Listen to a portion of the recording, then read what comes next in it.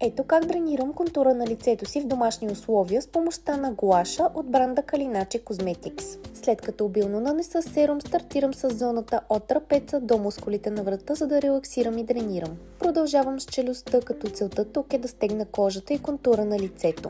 Всяко от упражненията правя между 5 и 10 повторения на всяка от двете страни. Продължавам с бузите, които най-лесно подпухват при задържане на вода, като тук налагам малко повече натиск и целта е дрениране, контуриране и стягане на кожата. Продължавам с зоната на челото, където работя изцяло за анти-ейдж ефект. Освен че помагам за предотвратяването на мимически бръчки, подпомагам и повдигането на веждите. Завършвам с зоната на околоочния контур. Тук работя изцяло за освежаване на подпухналите очи и сините кръгове.